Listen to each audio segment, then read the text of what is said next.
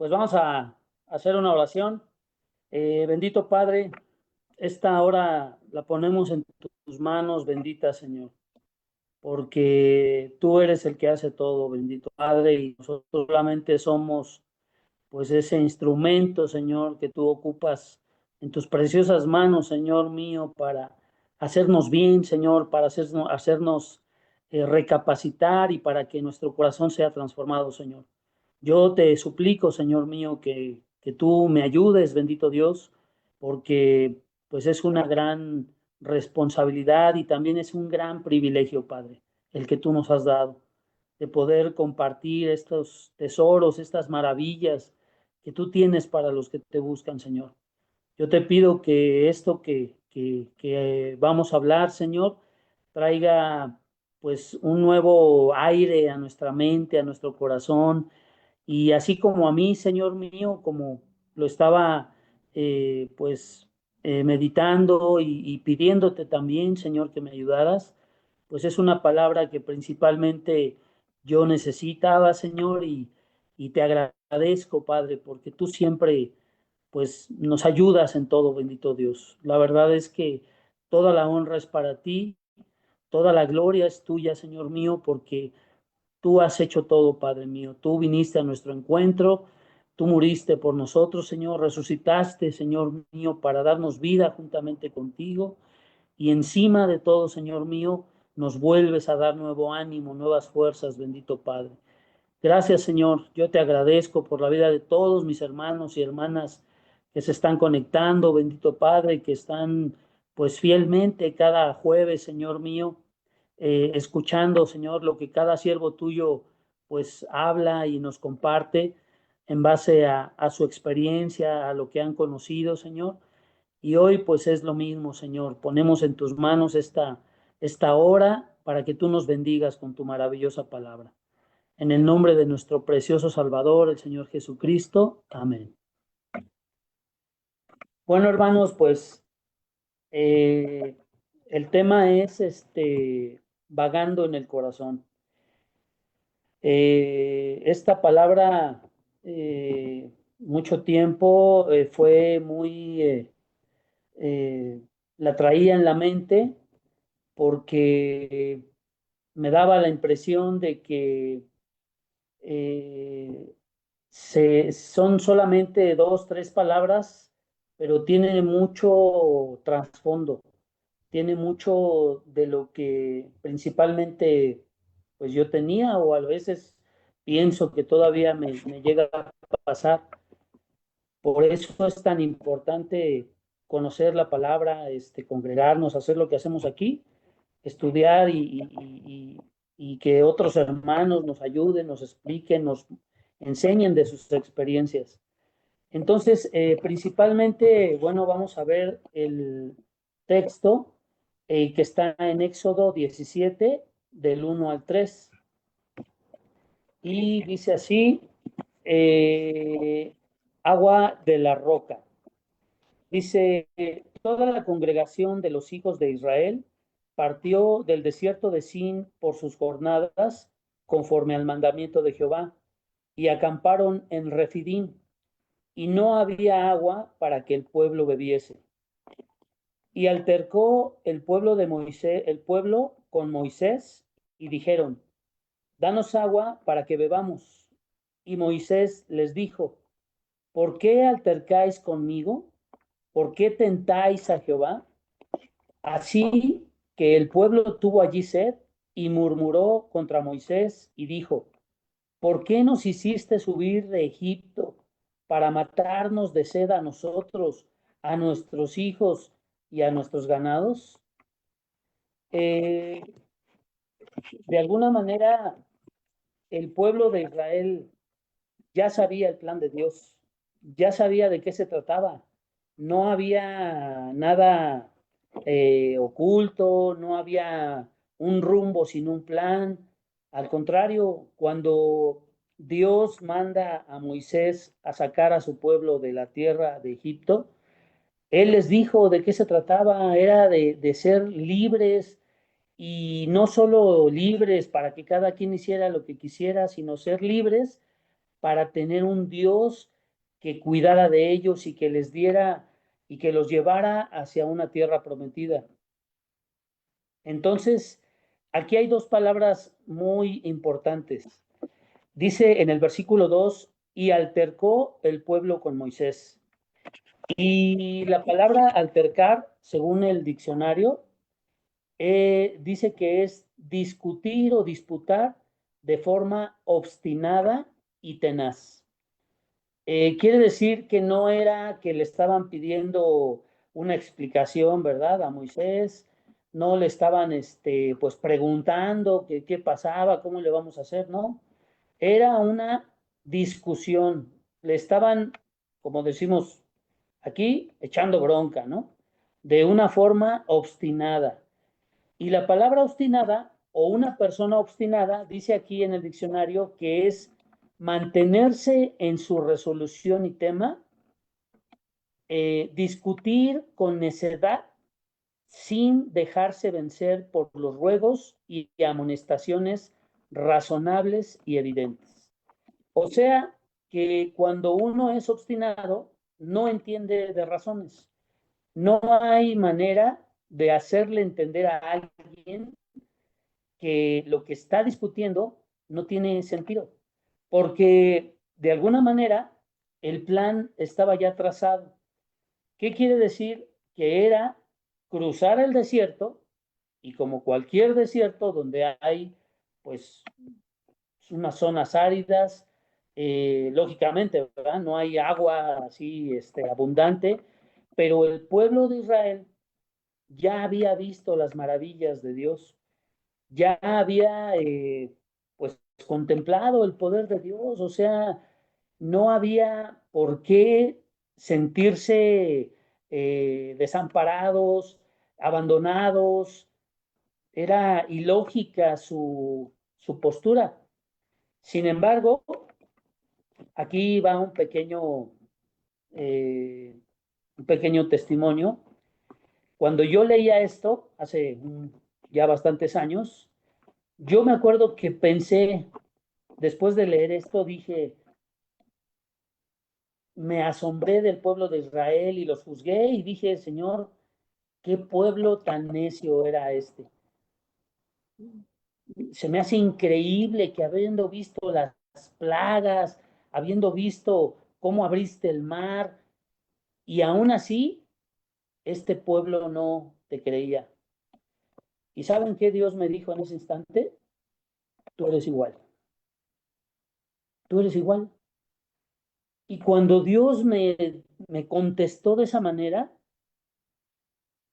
caí en cuenta que exactamente yo era, yo no hubiera sido de esos como Josué, ¿no? Así de esos que tenían esa fe o como Moisés, no, yo hubiera sido de los otros.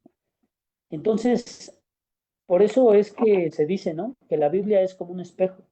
La Biblia desnuda nuestro corazón y nos refleja exactamente como somos. Cuando Dios me hizo ver eso, yo le pedí perdón porque dije, sí es cierto, Señor. Tienes razón, yo me asombraba de este pueblo, pero de verdad yo soy igual. Y, y ahí fui aprendiendo a medir mis formas de hablar, mi forma de pensar, a mantener mi lengua más dominada, porque Dios conoce nuestro corazón lo bueno o lo maravilloso que Dios tiene es que cuando Él nos muestra lo que somos, no nos deja avergonzados, sino nos muestra qué es lo que Él quiere de nosotros, ¿no? Que nosotros aprendamos de esto para mejorar. La otra palabra importante aquí es murmurar. Y el diccionario dice que murmurar es hablar entre dientes manifestando queja o disgusto o hablar en voz baja y de forma poco clara sobre alguien a sus espaldas para dañar. Cosas que ahora entendemos o que sabemos que a Dios le desagradan, ¿no? Que a Dios le disgustan, porque hubiera sido más eh, honesto hablar de frente con Moisés y a lo mejor reclamarle de cierta forma, pero no, el pueblo empezó a murmurar. Ahora, ¿de qué se quejaba el pueblo de Israel? Porque hay otro pasaje en la Biblia, ¿no? Donde dicen, mejor nos hubiéramos quedado allá en Egipto, donde casi comíamos, nos daban las tres comidas y nos dejaban descansar un rato. Si eran esclavos, estaban totalmente dominados, el pueblo de Egipto los aplastaba de tal manera que los quería casi fulminar, exterminar. Pero cuando ya pasan de la esclavitud y van rumbo a la tierra prometida, pareciera como si se nos olvidara de dónde Dios nos sacó. Pareciera que nuestra vida de antes era mejor, todo lo teníamos, no carecíamos de nada. Y es ahí donde empezamos a murmurar, a altercar con Dios y hacerlo enojar, porque Dios es muy generoso, Dios es muy bueno, Dios, si Él permite que pasemos por un desierto, es para enseñarnos, para hacernos valorar, para cuidar lo que tenemos. Quiero hacer un pequeño paréntesis aquí rápidamente sobre cuando Jesús multiplicó los peces y los panes. Y yo les comentaba a algunos hermanos, ¿por qué Jesús cuando acabaron de comer, tantísima gente se sació de tal manera que sobraron? Y dice la Biblia que recogieron cestas llenas de lo que sobró. ¿Por qué no lo dejaron ahí? ¿Por qué no dijeron, pues eso ya déjenlo ahí? Pues, total, nada más es que llore y los panes y los peces se multiplican. ¿Por qué Jesús todavía mandó a que se juntaran? Dice la Biblia que se juntaron 12 cestas llenas de lo que sobró. ¿Por qué Dios no desperdicia absolutamente nada? ¿Y por qué si nosotros tendríamos derecho a desperdiciar cosas, a malgastar nuestro dinero, a malgastar nuestros recursos? También los desiertos sirven para eso, para lo que yo menosprecié en un tiempo, ahora lo cuide. Si Dios, siendo Dios, no desperdicia nada, ¿quién soy yo para desperdiciar lo que ni siquiera a mí me ha costado, lo que Dios a mí me ha regalado? ¿No? Entonces, el desierto trae muchas enseñanzas que de alguna manera pues son necesarias, ¿no? Que nadie o sí, nadie nos podemos saltar el desierto. Son cosas que son necesarias en una vida cristiana. Muy bien, entonces, de aquí vamos por favor a la cita que está en Hebreos 3, versículo 7, Hebreos 3, del 7 al 11. Y dice, y dice aquí, el reposo del pueblo de Dios. Por lo cual, como dice el Espíritu Santo, si oyeres hoy su voz, no endurezcáis vuestros corazones como en la provocación en el día de la tentación en el desierto. Y si nos damos cuenta, se está refiriendo al pasaje que acabamos de leer, que está en Éxodo 17, del 1 al 3, donde el pueblo de Dios altercó y murmuró contra Dios. Y dice aquí, donde me tentaron vuestros padres, me probaron y vieron mis obras 40 años, a causa de lo cual me disgusté con esa generación y dije, siempre andan vagando en su corazón y no han conocido mis caminos. De ahí precisamente viene pues el título, ¿no? De esta plática. Dice aquí, a causa de lo cual me disgusté contra esa generación y dije, siempre andan vagando en su corazón y no han conocido mis caminos. Quiero leerles esta versión que está en la Biblia al día, este mismo versículo que está en Hebreos 3, Hebreos 3, Hebreos 3:7. Y dice esta versión: como Cristo es tan superior, el Espíritu Santo nos dice que si hoy escuchamos su voz, no debemos endurecer el corazón como lo hicieron los israelitas cuando se quejaron contra él, mientras en el desierto los probaba. Pero a pesar de las tantas veces que los israelitas pusieron a prueba su paciencia, el Señor nunca la perdió y estuvo 40 años realizando milagros entre ellos. Sin embargo, dijo el Señor, me enojé con ellos porque miraban a todas partes menos a mí, y en consecuencia jamás encontraron el camino que yo quería que siguieran. Entonces, hermanos y hermanas, eh, aquí vemos la importancia de vagar, más bien la consecuencia de vagar en nuestro corazón. Dios nos ha dado una promesa, Dios nos ha dado un futuro, Dios nos tiene preparado algo especial a cada uno de nosotros, pero en mi caso, mucho tiempo andaba vagando en mi corazón. Mucho tiempo quería yo estar bien con Dios, pero también quería cosas para mí. Quería que mi vida fuera exitosa, quería mostrarle al mundo, a la gente, que yo sabía trabajar, que yo podía tener dinero, que yo era una persona exitosa para lo que el mundo es el éxito. Pero a través de los años, Dios me lo permitió, pero también me mostró que el verdadero éxito no es el que uno ve en la televisión, ¿no? Yo, cuando vemos Jesucristo, la lección de Jesucristo y la vida abundante, siempre que les pregunto, para ustedes, ¿qué es la vida abundante? ¿Qué es una vida abundante? ¿Qué es una vida exitosa? Y pues todos generalmente decimos, no, pues tener salud, tener dinero, no tener necesidad de nada, que mi familia esté bien. Y en cierta manera, pues sí, sí tiene que ver un poco con eso, pero cuando empezamos a ver la lección, nos damos cuenta que una vida exitosa es una vida rendida a Cristo.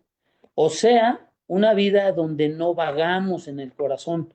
En el corazón están las cosas que nos atraen de la carne, ¿verdad? Las cosas que a la gente le parece, al mundo más bien le parece éxito, tener un buen carro, tener una buena casa, ir de viaje al extranjero, que la gente nos busque porque somos altos, guapos, esbeltos, pero lo que para Dios es el éxito tiene que ver con cosas a veces totalmente opuestas. Y, el problema es que uno o yo no estaba dispuesto a pagar el precio de ese éxito. ¿Y cuál es el precio? Como Jesús dijo, ¿verdad? El que quiera venir en pos de mí, y como yo les digo a algunos, a mis amigos, a mis hermanos en la fe, no dijo Jesús, tú y tú vengan y síganme, no. El que quiera venir, el que quiera seguirme, el que quiera venir en pos de mí, sígame, tome su cruz. Más bien, el que quiera venir en pos de mí, tome su cruz, niéguese a sí mismo y sígame. Ese es el principio del éxito. Pero, lógicamente, pues ese éxito no es así tan agradable, ¿verdad? No se oye bonito, no es algo que sea atrayente para la gente, ¿no?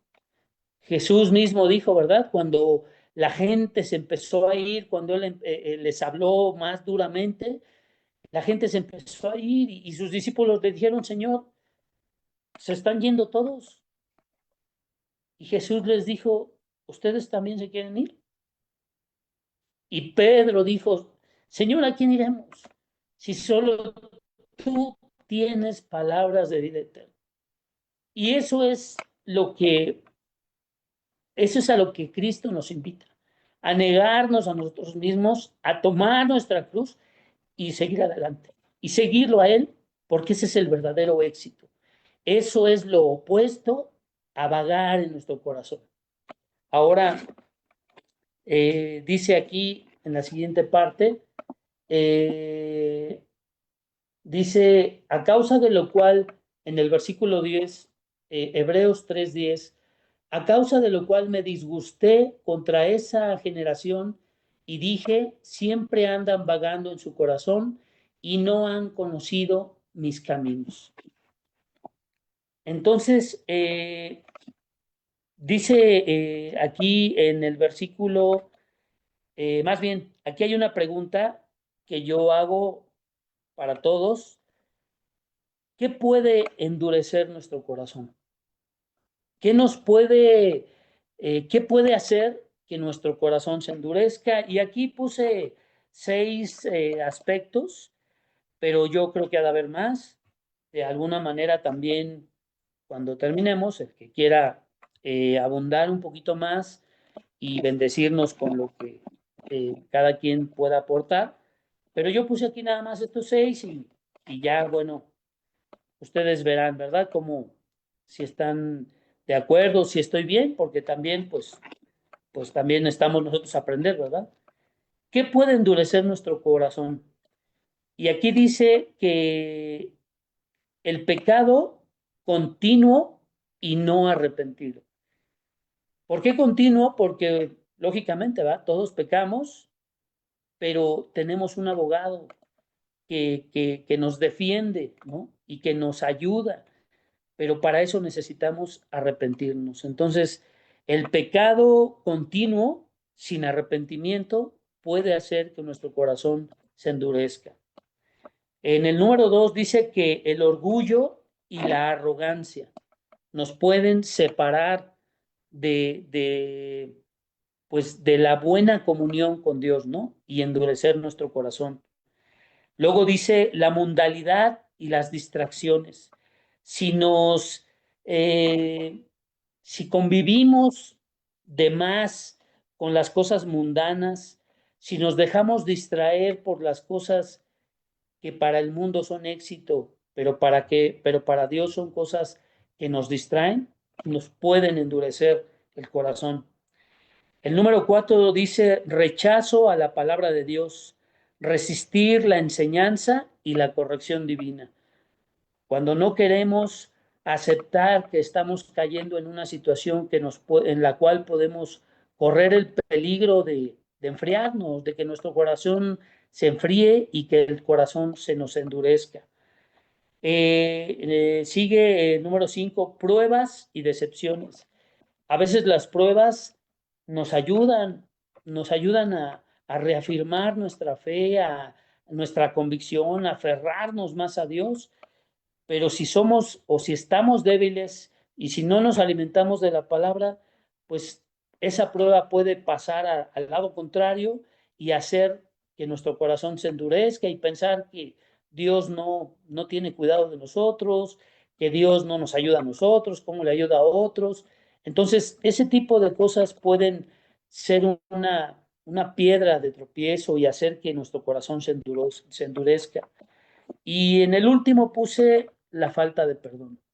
Si no damos el paso, tomamos la decisión de perdonar, el corazón se empieza a endurecer y la amargura empieza a hacerse una raíz, una rama, un árbol, que al rato no hay forma bueno, más bien puede ser mucho más difícil y nos estancamos y el corazón se nos endurece y pues Dios no quiere eso, ¿va? Para nosotros.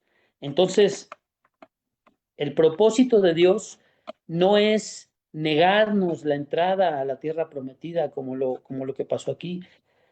El propósito es que nosotros recapacitemos y en vez de vagar en nuestros corazones, en vez de deambular y estar viendo para todos lados, como dice esta versión que les leí, que el pueblo de Dios veía a todos lados menos a mí, dice ahí, porque no quisieron, y por lo tanto no conocieron mis caminos y no supieron por dónde yo quería que ellos fueran, porque ahora sabemos que Dios tiene propósitos, en cada cosa que nos toque vivir hay un propósito, y nuestra fe hace que uno diga, bueno, pues no me gusta estar en esta situación, pero yo sé que Dios me va a ayudar y voy a esperar en Él, y voy a seguir confiando en Él.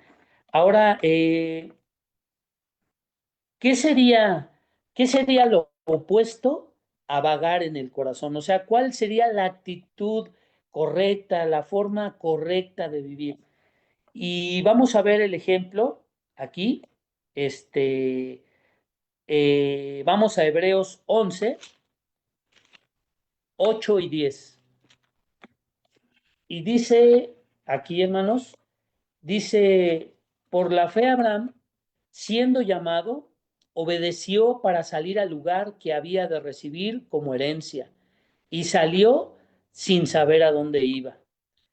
Por la fe, habitó como extranjero en la tierra prometida, como en tierra ajena, morando en tiendas como con Isaac y Jacob, coherederos de la misma promesa, porque esperaba la ciudad que tiene fundamentos, cuyo arquitecto y constructor es Dios. Esto es tener la vista bien fija y plantada en lo correcto, en lo que produce consecuencias eternas. Pero vean lo incierto de esto, porque dice que salió sin saber a dónde iba. Cómo las cosas de Dios, cómo lo incierto de Dios es más, 1000 veces más seguro que lo que para el mundo es firme. Por ejemplo, el mundo, algo firme para alguien que tiene mucho dinero es el oro, ¿no? Eso es lo más firme, más seguro, pero para Dios, las cosas de Dios más inciertas son mucho más firmes, porque dice aquí que Abraham salió sin saber a dónde iba. Dice, salió sin saber a dónde iba. Dice, por la fe Abraham, siendo llamado, obedeció para salir al lugar que había de recibir como herencia y sin saber a dónde iba. Pero aparte de eso, dice aquí que por la fe habitó como extranjero en la tierra prometida. O sea, la tierra que Dios le dio y le dijo, mira, esta es tuya, aquí vas a habitar y aquí va a habitar tu descendencia. ¿Saben qué hizo? Moró hasta que murió en tiendas. O sea, nunca hizo una fortificación, un castillo, un reino, nunca lo cercó, no, solamente vivió en tiendas. Por eso dice que habitó como forastero en una tierra prometida. ¿Por qué? Porque él sabía que esa no era su verdadera morada. Me encanta lo que dice el versículo 10, dice, porque esperaba la ciudad que tiene fundamentos, cuyo arquitecto y constructor es Dios. Luego vamos a Romanos 4, 18, 21. Romanos 4, 18 al 21. Y dice aquí, este es otro ejemplo del mismo Abraham, de lo que es lo opuesto a vivir o a vagar más bien en nuestros corazones. Dice, él creyó con esperanza contra esperanza para llegar a ser padre de muchas gentes conforme a lo que se le había dicho. Así será tu descendencia. Y no se debilitó en la fe al considerar su cuerpo que estaba ya como muerto, siendo casi de 100 años, o la esterilidad de la matriz de Sara. Tampoco dudó por incredulidad de la promesa de Dios, sino que se fortaleció en fe, dando gloria a Dios, plenamente convencido de que era también poderoso para hacer todo lo que había prometido. Esto es lo opuesto a vivir vagando en nuestro corazón. Porque Abraham tuvo la promesa de que iba a ser padre a los 80 años y su esposa era estéril. Y dice la Biblia que él creyó en esperanza contra esperanza. O sea, la esperanza de su cuerpo era una cosa, pero la esperanza de la promesa era algo que rebasaba todo. Entonces, de alguna manera, él dice ahí, creyó en esperanza contra esperanza. O sea, lo que él veía no era su fundamento, no era lo que lo hacía estar confiado, no, era lo que Dios le había dicho. Esa era la verdadera confianza. Por eso dice aquí que tampoco dudó por incredulidad de la promesa de Dios, sino que se fortaleció en fe, dando gloria a Dios. O sea que cuando nosotros agradecemos por lo que Dios nos da, tal vez le hemos pedido una casa o tal vez le hemos pedido, igual que Abraham, un hijo o una mejor situación económica o un negocio, o sea lo que le hayamos pedido, Dios ya lo sabe. ¿Qué tenemos que hacer? Darle gracias a Dios y vivir creyendo que Él va a cumplir esa promesa. Ahora, ¿va a ser como yo le dije? Pues a lo mejor no, pero sí sé que va a ser mejor de lo que yo le he pedido, porque la Biblia dice que Él sabe dar mucho más abundantemente de lo que podemos creer o de lo que le podemos pedir, más bien, o si quiere entender. Él nos sabe dar cosas mucho mejores de las que nosotros le podemos pedir. Entonces, esto es de lo que Dios se agrada. Esto es vivir una vida no vagando en el corazón, no. Una vida poniendo nuestros ojos en Cristo, el autor y consumador de la fe. El que nos hace reposar y nos hace entender que Él tiene todo bajo control, aunque nosotros veamos todo de cabeza. El siguiente ejemplo está en Hebreos 11, 17 al 19. Y dice aquí, pues si algunas de las, no, perdón, que estoy viendo Romanos, Hebreos,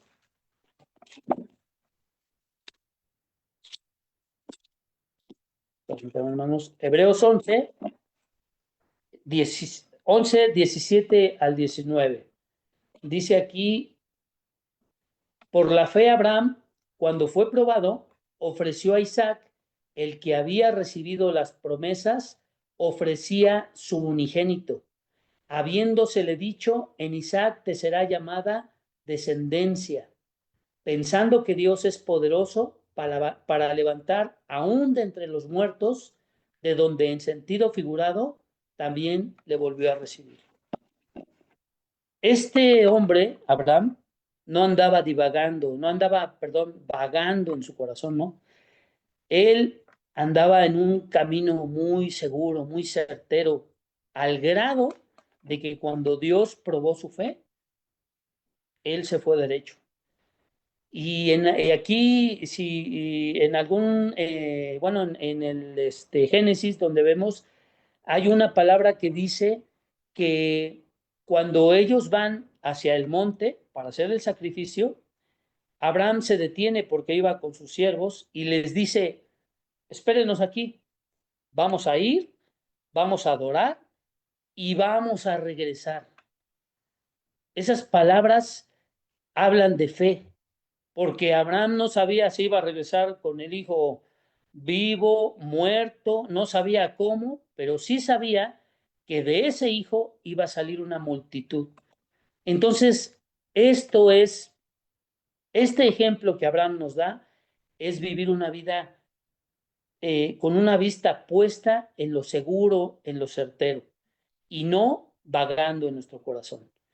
Nosotros ahora podemos ver, ¿no?, el desenlace y conocemos todo lo que Dios hizo, por todo lo que Dios hizo pasar a Abraham, y nos gozamos y nos emocionamos cuando leemos algo así, pero vivirlo es lo difícil.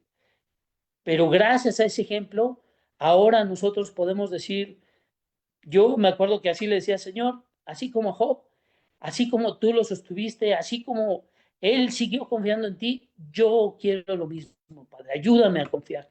Yo siento que ya no puedo, ya no doy una más, pero yo sé que tú eres fiel para cumplir tus promesas. Y así lo hizo el Señor, y ahora con esa convicción a la gente que a veces me comenta algo, que está en una situación, yo le digo, confía en el Señor, pon tu confianza en Él, porque Él te va a ayudar. ¿Cómo? No tengo la menor idea, pero de que lo va a hacer y vas a salir victorioso. Dice, eh, dice que, bueno, vamos al siguiente ejemplo. Hebreos 11, 24, 26, está ahí mismo, pero ahora vean de quién vamos a hablar. Dice aquí, por la fe Moisés, hecho ya grande, rehusó llamarse hijo de la hija de Faraón, escogiendo antes ser maltratado con el pueblo de Dios que gozar de los deleites temporales del pecado, teniendo por mayores riquezas el vituperio de Cristo que los tesoros de los egipcios, porque tenía puesta la mirada en el galardón. Esto es vivir una vida opuesta a vagar en nuestro corazón. O sea, esta es una vida certera. Decía un pastor, un predicador, ¿cuántos años vivió Moisés en problemas, en dificultades, en escasez, lidiando con el pueblo de Israel, cuando lo querían casi apedrear, cuando, uy, o sea, vivió una vida intensa, pero fue una vida difícil. La mayor parte de su vida la pasó mal, mal, porque tuvo que sacar a un pueblo necio como yo, malagradecido como yo, inconforme como yo, ingrato como yo, y tuvo que lidiar con él por muchísimo tiempo. Pero así hubiera vivido 200 años, hoy él está viviendo la plenitud, hoy él está gozando con su Señor. Por eso dice aquí que en el versículo 25, escogiendo antes ser maltratado con el pueblo de Dios que gozar de los deleites temporales del faraón. ¿Cuánto hubiera podido vivir haciéndose el egipcio, no? No, pues yo soy hebreo, no, yo no soy hebreo, yo soy egipcio, mi mamá es la hija de Faraón y yo hasta igual y hubiera podido llegar a ser hasta Faraón, o a lo mejor no, pero hubiera vivido con sus deleites, una buena vida, una buena comida, a lo mejor hubiera podido viajar. 100 años, 200 años de plenitud contra la eternidad separado de su verdadero creador. Él escogió bien. Moisés escogió sabiamente. Y eso es lo que Dios nos da a escoger ahora. Sí, esta vida no es fácil. Sí, a los que somos comerciantes está malísimo, no hemos vendido nada. Sí, pero diario comemos. Tenemos un techo donde que nos cubre contra el agua, agua caliente, a lo mejor no diario, ¿va? A lo mejor alguna vez con fría, pero al final es agua, tenemos algo de ropita, tenemos hasta para un poquito más.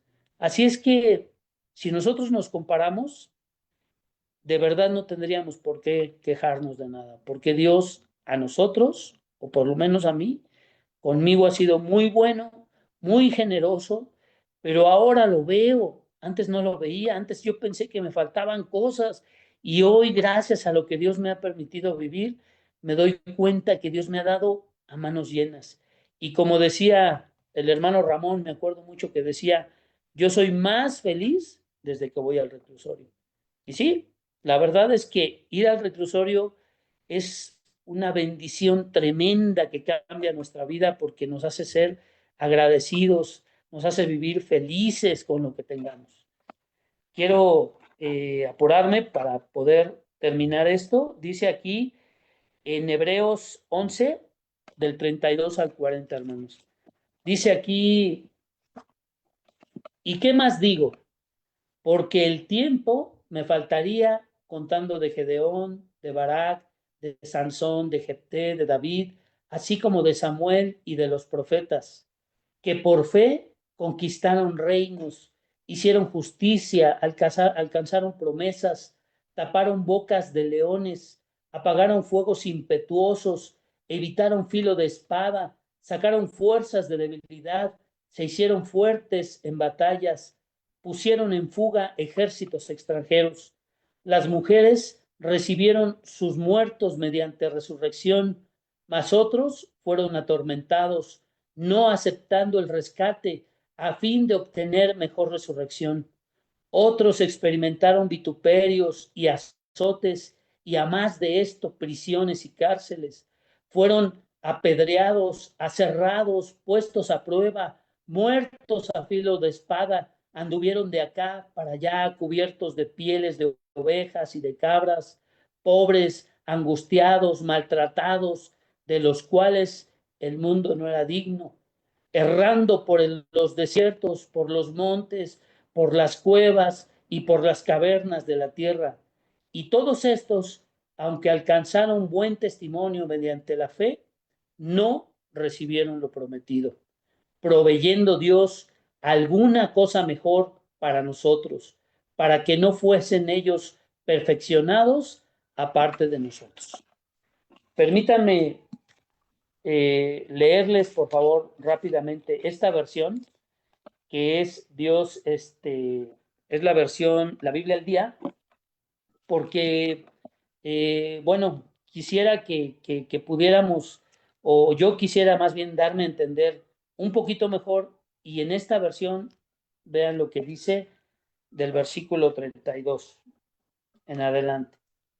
11, permítanme, hermanos, que está la letra bien chiquita. 11:32. Y dice, ¿y qué más tengo que decir? Tiempo me faltaría para hablar de la fe de Gedeón, Barak, Sansón, Jefté, David, Samuel y de todos los profetas, individuos que por fe ganaron batallas, conquistaron reinos, gobernaron bien, alcanzaron lo que Dios les había prometido, salieron ilesos de cuevas de leones y de hornos encendidos, escaparon de morir a espada, recibieron fortaleza cuando estaban débiles, enfermos o en el fragor de la batalla. Pusieron en fuga a ejércitos extranjeros y hubo mujeres que por fe vieron resucitar a sus seres amados. Otros murieron en medio de espantoso tormento. Sin embargo, prefirieron morir antes que negar a Dios porque tenían fe en que resucitarían a una vida mejor. Algunos sufrieron vituperios, azotes, cadenas y mazmorras. Otros murieron apedreados o aserrados. A otros se les prometió la libertad si renunciaban a su fe y luego los mataron a espada. Algunos anduvieron vestidos de piel de oveja o de cabra, pobres, angustiados, maltratados. El mundo no merecía que vivieran en él. Anduvieron errantes por los desiertos, los montes, las cuevas y las cavernas. Mas aunque confiaban en Dios, Dios los había aprobado, Dios los había aprobado, no alcanzaron a ver cumplidas en este mundo todas sus promesas, porque el Señor quería que esperaran y participaran de la muy superior recompensa que había preparado para nosotros. Y termino, hermanos, comentando esto que dice aquí, o más bien leyendo esto. Dice, está en Hebreos 11, pero del versículo 13 al 16. Dice, estos hombres de fe que hemos mencionado murieron sin haber recibido todo lo prometido, pero con los ojos de la fe veían que allá, a lo lejos, los esperaba el pleno cumplimiento de las promesas de Dios. Esto los hacía felices, pues reconocían que este mundo no era el de ellos y que en él y que en él no eran más que simples extranjeros y peregrinos. Es obvio que si hablaban así era porque tenían los ojos fijos en su verdadera patria, el cielo. Si no, fácil les hubiera sido entregarse de nuevo al disfrute de los deleites de este mundo, pero no lo deseaban. Para ellos, el anhelo mayor era llegar a la patria celestial. Por eso Dios no se avergüenza de llamarse Dios de ellos y les tiene preparada una ciudad celestial. Queridos hermanas y hermanos, yo creo que este es el verdadero mensaje. Al vagar en nuestro corazón, no nos damos cuenta que estamos dejando de ver el verdadero galardón, la verdadera recompensa, el verdadero hogar, la verdadera casa, nuestro verdadero destino. Esta vida no es fácil y ahora que lo veo, pues la verdad es que yo creo que a la mayoría no nos ha ido mal. Lo que pasa es que más bien teníamos o tenía yo una idea equivocada, falta de conocimiento de lo que verdaderamente vale. Dios nos ha regalado esta palabra para que podamos vislumbrar a través de ella lo que nos espera. Una vida plena en Cristo. Hace 7 años falleció una de mis hermanas, bueno, dos, pero de una de ellas no esperábamos que falleciera. Casi en menos de un mes se murió. Una mujer que amaba a Dios con todo su corazón, servía a Dios con todo su corazón y rogábamos y decíamos, Señor, sálvala, tú puedes hacerlo, no hay nada imposible para ti. Y hasta el último instante estuvimos rogando por un milagro, pero Dios tuvo a bien llevársela. Y el pastor que vino a dar una palabra, él decía, Dios cumplió o Dios los escuchó y hoy ya nada le duele, ya nada, de nada sufre, ya no hay angustia en ella, ya no hay preocupación, ahora ella está disfrutando. Y eso nos llenó de consuelo porque verdaderamente es así, hermanos. Verdaderamente eso es lo que nos espera a los que confiamos en nuestro Dios, a los que lo anhelamos, a los que nos emocionan estas palabras y ver cómo estos hombres héroes de la fe que se les llama aquí, que muchos de ellos no recibieron lo prometido, pero no es que no lo hayan recibido, es que en esta tierra ellos no lo vieron, pero allá sí lo tienen, allá lo vieron con sus propios ojos, allá lo están palpando y a lo mejor nosotros aquí nos podemos quejar porque no llega a lo que esperamos, y eso nos hace vagar en nuestro corazón y nos quejamos y pensamos que la vida no ha sido justa, que Dios no nos ha escuchado, que Dios no tiene cuidado de nosotros, cuando en realidad estamos, como lo que decía hace rato de Abraham, estamos como peregrinos, como extranjeros en la tierra prometida. Tenemos un hogar, tenemos una casa, pero el día que nos muramos, la casa aquí se va a quedar. Así es que esta es temporal. Esta casa no es eterna. Si un día tiembla de tal manera que se cae, pues no fue eterna, ¿va? Se va a perder y ahí veremos qué hacer. Pero lo que Dios, la casa que Dios nos tiene preparada en la eternidad, ahí no hay temblores, no hay terremotos, no hay ni siquiera humedad, algo que se da en cualquier lado, no hay nada de eso. Hay cosas certeras, seguras. Por eso es que esta palabra a mí me anima, me reconforta y como la brújula, ¿no? Me da dirección de decir, a ver, no te distraigas en las cosas que son temporales, que son pasajeras. Sí, ciertamente una casa se necesita, un carro, tenemos anhelos, tenemos deseos, y Dios es más que bueno para concedernos algunas de ellas, necesarias, y a veces las no necesarias también, porque Él es un Padre muy generoso. Pero lo verdaderamente importante aún no lo hemos recibido porque aún no hemos llegado a nuestra verdadera casa.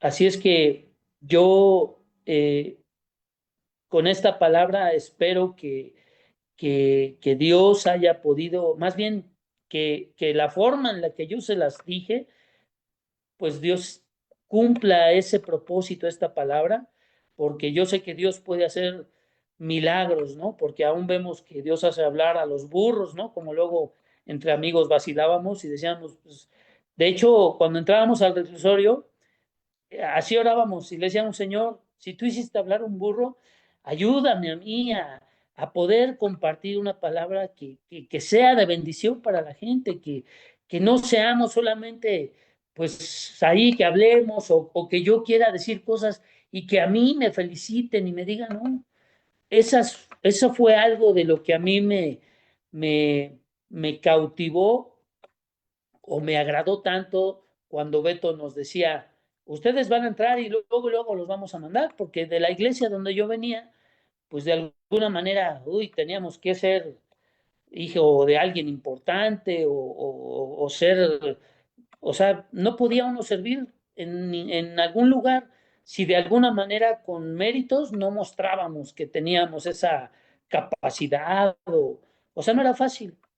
Y cuando llegamos a la fundación, Beto luego nos echó ahí a hablar y hasta yo decía, pero pues yo no sé hablar, yo no sé decir nada, ¿no? ¿Qué les voy a enseñar? Y yo oraba y le decía, Señor, ¿yo qué quiero yo decir? Pues no tengo grandes experiencias, no sé muchas cosas, pero como si Dios dijera, tú no te preocupes, tú camina, sigue y yo te voy a enseñar. Y sí, efectivamente, Dios a partir de ahí empezó a tratar con mi vida, con mi corazón, con mi mente, con todo.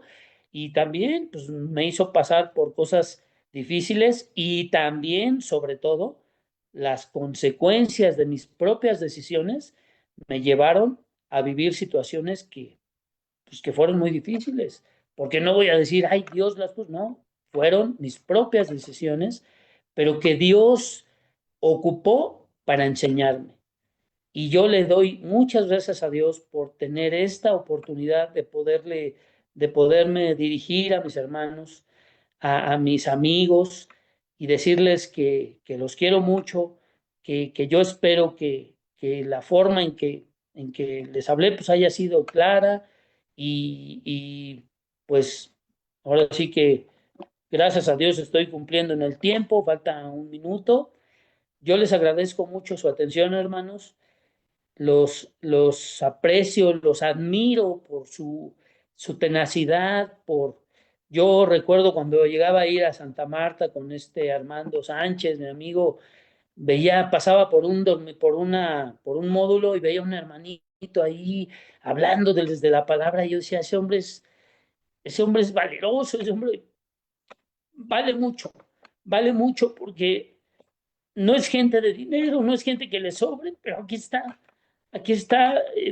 dando su tiempo, dando su esfuerzo, y eso a mí me hacía sentir bien, bien contento. Yo los quiero mucho, hermanos, agradezco su atención y perdón que me emocione, pero me da mucho gusto participar en esto y les deseo que Dios les bendiga grandemente y si están pasando por cosas difíciles, no se desanimen, hermanos, porque Dios tiene preparado para nosotros cosas maravillosas, cosas grandes. Que Dios les bendiga, hermanos. Y pues hasta aquí terminó mi participación. Dios les bendiga. Muchas gracias.